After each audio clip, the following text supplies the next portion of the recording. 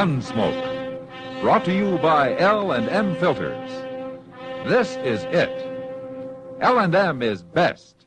Stands out from all the rest.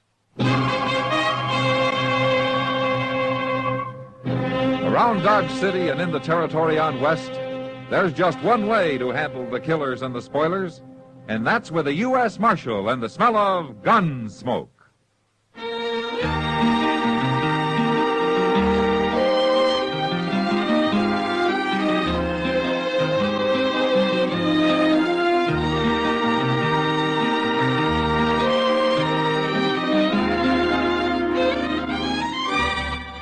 Gunsmoke, starring William Conrad. The transcribed story of the violence that moved west with young America. And the story of a man who moved with it. I'm that man. Matt Dillon, United States Marshal.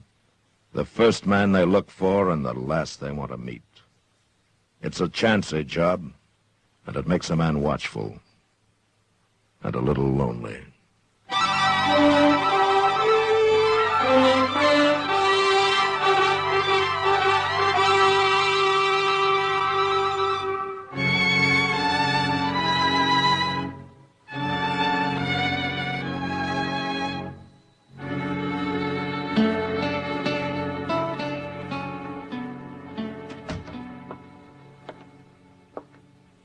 Matt. Oh, Matt.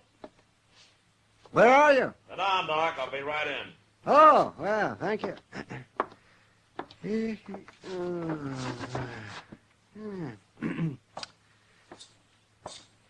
How are you, Doc? Fine. What are you doing out there, Matt? Watering the prisoners? I haven't got any prisoners. Oh, well, then you're falling down on the job. Offhand, I can think of a dozen men around Dodge that ought to be in jail. Well, why don't you give me a list, Doc? I'm going to need somebody to bring to trial next week. That's so? What do you mean? Well, there's a new circuit court judge coming. He's going to be disappointed if there's nothing for him to do. A new judge? Mm-hmm. What happened to Judge Brooking? Oh, he needed help, I guess. After all, he has to cover about the whole of western Kansas. Well, who is this new man? What's his name? I love the name of Judge Stokes. That's all I know about him. Well, I hope he's a good one. I've seen some remarkably unlearned judges in my time. Oh, it's not an easy job, Doc. And out here, it doesn't pay enough to make it worthwhile to most men. Judge Brooking could probably do twice as well back east. Yes, and so could I, Matt. Yeah, I know, Doc. But then you wouldn't have anything to complain about. You would shrivel up and die if that happened. Well, at least I wouldn't go to the pauper's grave I'm headed for now. Lend me $100, will you, Doc? I won't lend you $100. Go on in, Homer. Oh, Oh, Mr. Dillon. Doc. all right, Chester. Well, who's this you got, Chester? This is Homer Tisdale, Mr. Dillon. There's a complaint against him. A complaint? Yes, sir. You know Van Walcott, who's taken over that little store next to stage office? Yeah, I know him. Well, sir, he's coming over here in a few minutes. He claims Homer was trying to rob him. Oh? I figured it'd be best to settle the thing right here with you. Were you trying to rob him, Homer? Yes, sir. With a gun or what? No, sir. I've got no gun. Yeah. You were trying to steal something out of his store, is that it? Yes, sir. Where you from, Homer? I haven't seen you in Dodge before. No, sir. I've been homesteading in the Saline River. I got starved out. I had to quit. Mm-hmm. Didn't have no luck at all. Well, you sure don't look as though you'd been eating very regular. No, sir, ain't. Well, you got him here, Yes, I got him here, Walcott. dirty little thief. Marshal, I want to sign a complaint against this man. Mr. Walcott, you've been in Dodge about a month now, haven't you? What's that got to do with it? Well, back east, I guess they're a little more formal the way they handle things. Now, why don't you just tell me what happened, huh? Well, I was next door at the stage office talking to Jay Buford. We heard a crash over to my store, something falling. So we run out, and there he was. We caught him red-handed, Marshal. Caught him doing what? Stealing, that's what. Well, you haven't told me what he stole. He had a whole handful of potatoes, Marshal. The man's a thief, and he belongs in jail. Is this true, Homer? Is that what happened? Yes, sir, Marshal. It's true. I was hungry. I seen them potatoes. I thought he wouldn't miss a couple. I could pay him back later. A man who steals belongs in jail. He shouldn't have done it, Walcott. I admit that. Then throw him in jail. I can't do that. Why? Well, for one thing, Chester and I have got to ride up to Fort Larned for a few days. There wouldn't be anybody here to watch him or feed him. Leave him some water. It's all he needs. Chester, Yes, sir. take Homer over to the Long Branch, will you? Maybe Sam Noonan can put him to work sweeping out or washing glasses or something. Huh? Now, look here, Marshal. You ain't going to make a fool of me. Get going, Chester. Come on, Homer.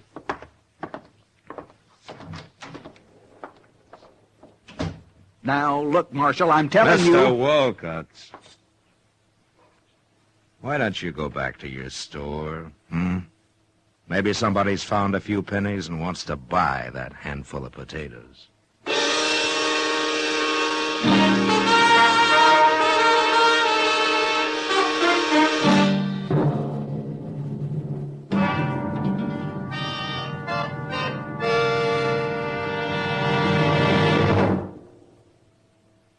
This is it, L&M Filters. It stands out from all the rest.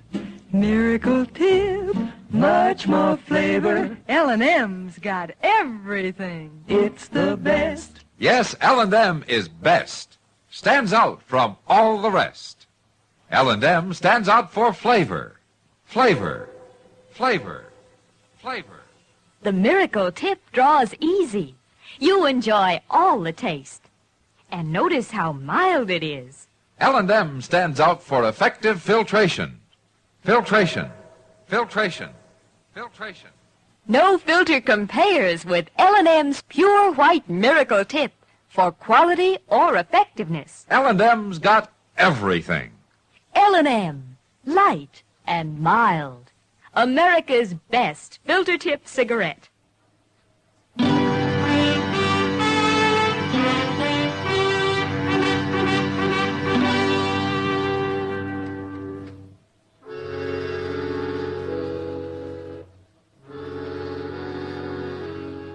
Doc was right. There probably were a dozen men around Dodge that should have been in jail.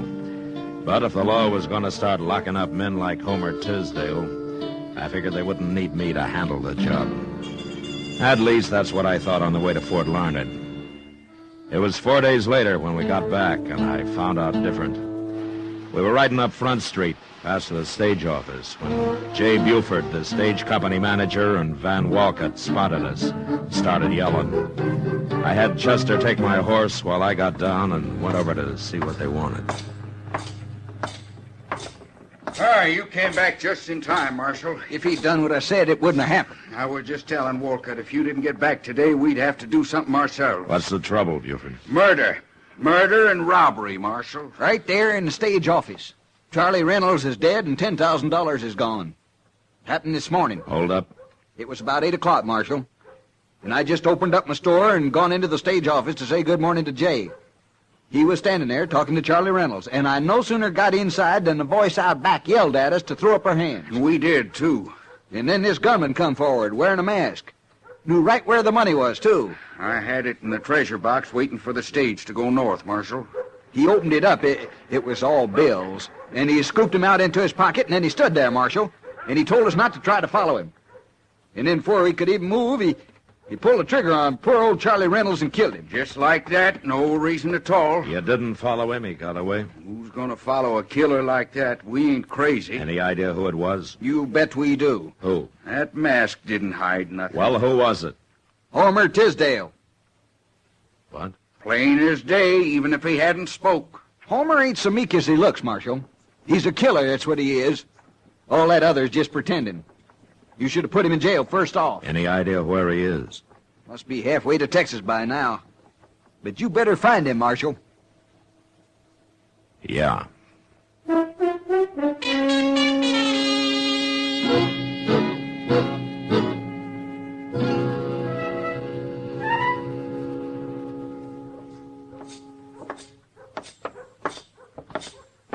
Well, that Homer's a mighty cool one if he's still in Dodge, Mr. Dillon. Well, maybe he hasn't heard about it yet, Chester. You don't think he did it, do you? We'll ask him if he's in here. There he is, sweeping out back them tables. Oh, hello, Marshal. Chester. Hello, Homer. Feller's looking for a drink. It ain't 10 o'clock yet. Homer, how long have you been here? Well, I come to work around 8:30, Marshal. Why? Where were you before that? Out back. Sam lets me sleep in the shed he's got out there. Homer, can you prove that you were out there at 8 o'clock? Did anybody see you? No. Nobody ever comes out there. Why, Marshal? Well, the stage office was robbed this morning, and a man was shot and killed. J. Buford and Van Walcott witnessed it. They say you did it.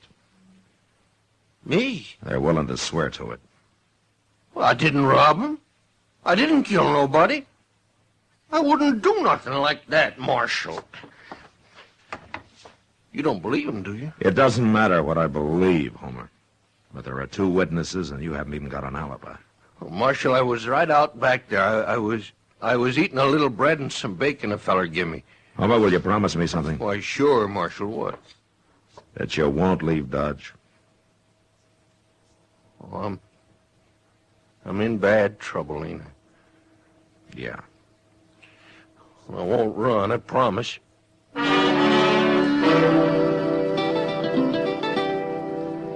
3 days later, Judge Stokes Circuit brought him to Dodge. I went over and talked to him about Homer Tisdale. But it was like talking into a rain barrel, or rather a whiskey barrel. The judge seemed to have more interest in corn liquor than in the law. And all I could get out of him was that a jury would have to decide the case. So the following Monday morning, court was opened in an old dance hall across the railroad tracks. A jury was sworn in, and Judge Stokes took over. First, he put Van Walcott on the stand, then J. Buford. Chester and I sat with Homer and watched. Hey, Marshal, there's something I don't understand. What, Homer? Well, this judge, he's been talking to Walcott about me, and now he's going to talk to Buford. Yeah? Well, ain't he going to ask me nothing? Oh, sure, he'll put you on the stand, but you'll have your own lawyer to help you. Well, what? That man sitting right over there, he's the lawyer the judge appointed to defend you. Oh. Well, how can he help me? He ain't even talked to me. He won't know what to say. Well, he will talk to you, Homer. I guess there's no hurry about it. Mr. Dillon, I never seen that lawyer before. Did you? No, he's a stranger to me, too, Chester, but Judge Stokes seems to know him. Well, what I don't understand is why they ain't no persecutor. It's prosecutor, Chester. But I asked the judge about that, and he said that there was no need for one. Well, I guess he knows what he's doing. Buford's sworn in now. Let's listen. Now, Mr. Buford, we've heard the testimony in detail from Mr. Wolcott, so to speed things up a little, I'll just ask you a few questions. Yes, sir. You were at the stage office when the holdup took place, right? That's right, Your Honor. And you saw everything Mr. Wolcott saw, is that right? Yes, sir. Bandit came in, took $10,000 in bills out of the box, and then shot and killed, what's his name? Charlie Reynolds, Your Honor. Charlie Reynolds. All right, Mr. Buford. Now, I want you to tell the gentlemen of the jury who that bandit was. It was Homer Tisdale, Your Honor. Homer Tisdale. How'd you know it was him? Well, he had a mask on, but it didn't really hide nothing. It was him, all right. Besides, it was his voice, plain as day. And you knew him before? Sure. The day we caught him robbing Walcott's store. He's been a thief ever since he come to Dodge. Oh, now look here. Your Honor. You're out of order, Marshal. Your Honor, he's giving the jury a wrong impression of this man. Sit down, Marshal, or I'll hold you in contempt.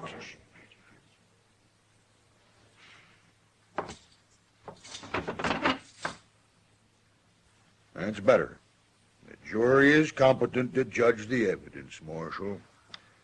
All right, Mr. Buford, you may step down. Yes, sir. We'll now hear from the defense. Take over, Mr. Shipp. Yeah, but, Marshal, he didn't ask me nothing. You said he would. Wait a minute, Homer. Let's see what your defense says about it. May it please the court and the gentlemen of the jury, you've heard the evidence. I rest my case. Well, why, that ain't no defense, Mr. Dillon. What's he mean, Marshal? He's sitting down already. Mr. Dillon, he can't do that. Silence Marshal, in the court. Silence! The jury will retire to consider the evidence, and it will return with its verdict in, say, a half hour. And it had better be the right verdict, or I'll hold you all in contempt. Now get to work. I don't understand this, Marshal. I thought a man had a right to say something for himself. Yeah, so did I, Homer. Well, now, that defense feller, he sure didn't help none. Where's Judge going now? Outside for a drink, I expect. You wait here with Chester. Well, you talk to him, will you, Marshal? And tell him I didn't do it. I'll be back.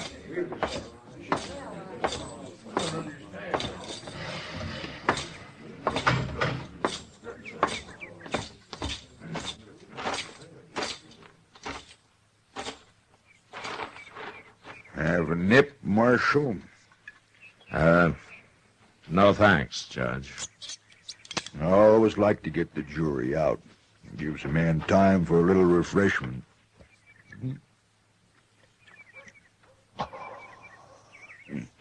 That's good corn you make here. Yeah. You know something, Marshal? I'm a drinking man, but I've never been drunk in my life. Never once. Well, that's fine, Judge. Marshal, I'm sorry I had to sit you down so hard in there, but a court's got to be run by one man, or it'll get out of hand. I know.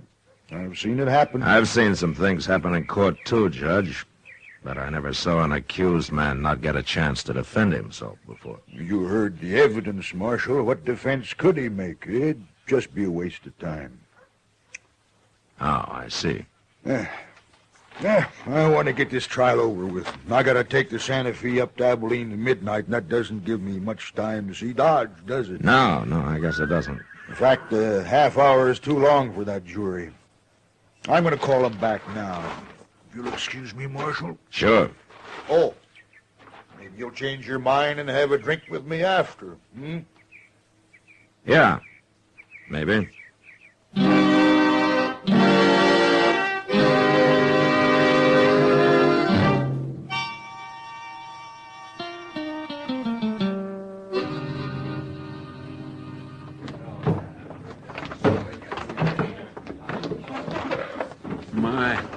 He sure didn't give that jury much time, did he, Mr. Dillon? No, he didn't, Chester. Marshal, what do you think they'll say? They haven't much choice, Homer. Well, gentlemen, have you reached a verdict? We have, Your Honor. Let's hear it. We find the defendant, Homer Tisdale, guilty. Homer Tisdale, stand up. I ain't guilty. I didn't do nothing. Stand up, Homer. Go on.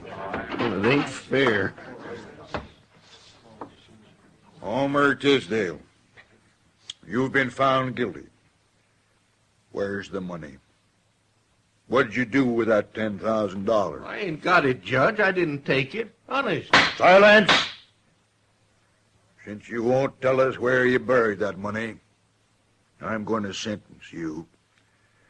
For robbery, you get 20 years in prison.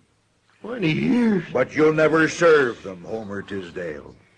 You're a double-dyed monster, and your hands are steeped in human blood. Creatures of your like aren't fit to live. Away with you. For murder, I sentence you to be hanged by the neck until you are dead. Court dismissed. Marshal, did you hear? Marshal, did you hear what he said? Well, I ain't ever seen nothing like that, Mr. Dillon. There might just as well have not been no trial at all. Take Homer to jail, Chester, and keep him there. Marshal! It ain't right, Mr. Dillon. It ain't right at all. Do it, Chester. Yes, sir. Where are you going? I'm going to have a drink with Judge Stokes. What? Yeah. We're going to become real good friends.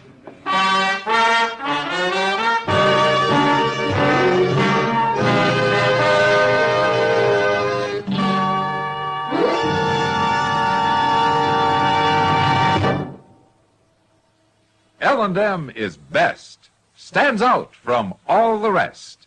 L&M's got everything. Everything? Everything.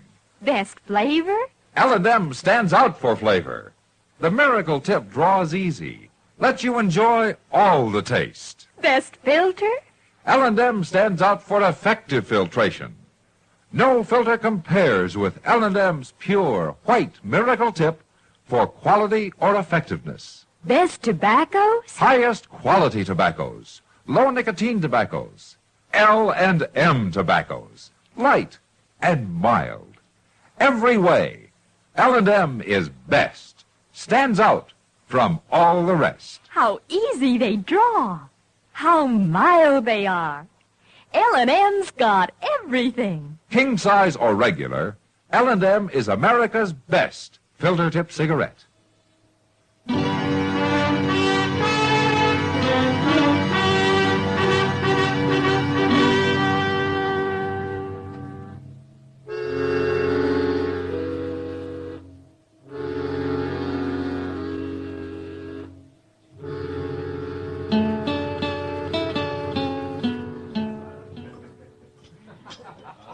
Have another drink, Judge? No more, Miss Kitty. I've got to be going. Go on, pour him one, Kitty. He's got an hour yet before his train leaves. Sure. You'll have another, Judge. But There. You can't sit around a whole hour without a drink. but I told you. Aren't you enjoying yourself, Judge? Oh, it isn't that, Miss Kitty, but I haven't been alone all day or all night. Well, it's been my pleasure, Judge. I don't often get a chance to be with a man like you. Yeah, I know. There must be things you have to do.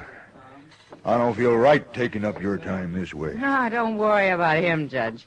People don't get real serious about breaking the law around here till after midnight anyway. I'll put you on the train, Judge, and then I'll get to work. No, I don't want anybody to put me on the train. It's less than an hour now. Marshal, I insist I go alone. I'm going to leave now. Well, it doesn't take that long to get to the depot, Judge. Well, I want to walk. I want to walk around a little first, by myself. I like being alone sometimes. Everybody does. Oh, okay, Judge. I understand. You go on alone, if you want. I'm grateful to you, Marshal, for all you've done. Well, it was a pleasure meeting you, Miss Kitty. Goodbye, Judge. Look me up when you come back. And of course, goodbye. Goodbye, Marshal. Goodbye, Judge. Let me know when he goes out the door, Kitty. I will. I don't know what this is all about, Matt, but I hope I did what you wanted. Now you were a real help. It got pretty tiresome till we came in here. There he goes, Matt. You better hurry if you're going to follow him. Yeah, well, I'm going to pick up Chester first. I think I know where the judge is going. I'll see you later, Kitty. Sure, Matt.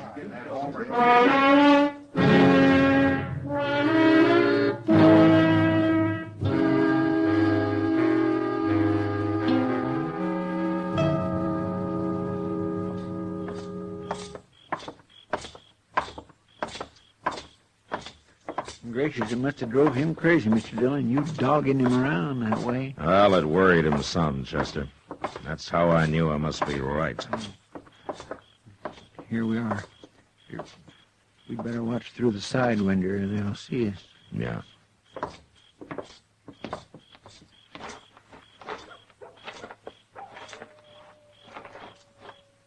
Can you see anything, Mr. Dillon? Yeah, they're in back there. And that's Judge Stokes with him. All right.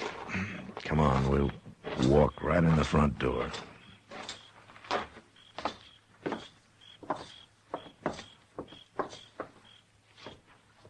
Now, look, Chester, you get to one side when we go in, huh? Yes, sir.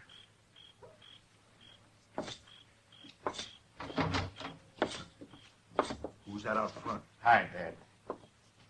It's Dillon. What's he doing here? Well, I thought you wanted to be alone, Judge. Shoot him. Shoot him, I tell you. He knows.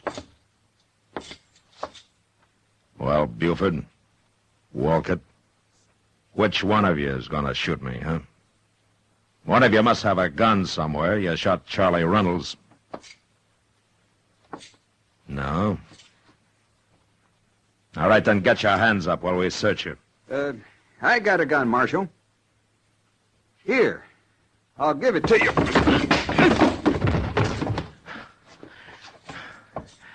Get his gun, Chester. It's still in his pocket. Yes, sir. Well, how much money did they give you out of the 10,000, Judge? I don't know what you're talking about, Marshal. But I'll have you in court for this. I'll be in court with you in front of Judge Brooking. You overplayed your hand today, Judge Stokes, you and that bought defense lawyer. And I'll find him before the night's up. You wouldn't dare arrest a judge. Who ever heard of such a thing? Well, now, I guess maybe a judge is a pretty important man, isn't he? He certainly is. Yeah. Well? I'll tell you. Since you are the most important man here, I'm going to give you a cell by yourself. You can have Homer Tisdale's. He won't be needing it anymore. Now, get moving.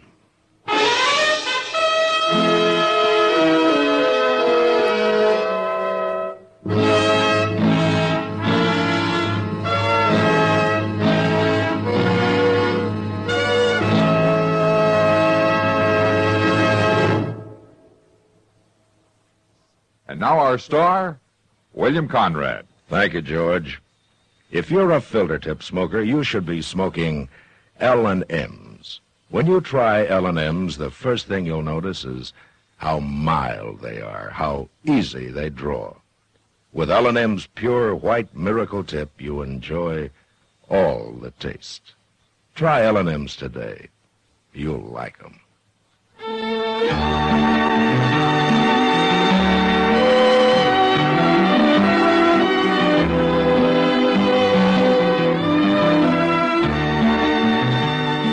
Gunsmoke, produced and directed by Norman MacDonald, stars William Conrad as Matt Dillon, U.S. Marshal. Our story was specially written for Gunsmoke by John Meston, with music composed and conducted by Rex Corey. Sound patterns by Tom Hadley and Ray Kemper. Featured in the cast were Lawrence Dobkin, Vic Perrin, John Daner, and Harry Bartell. Harley Bear is Chester, Howard McNear is Doc, and Georgia Ellis is Kitty.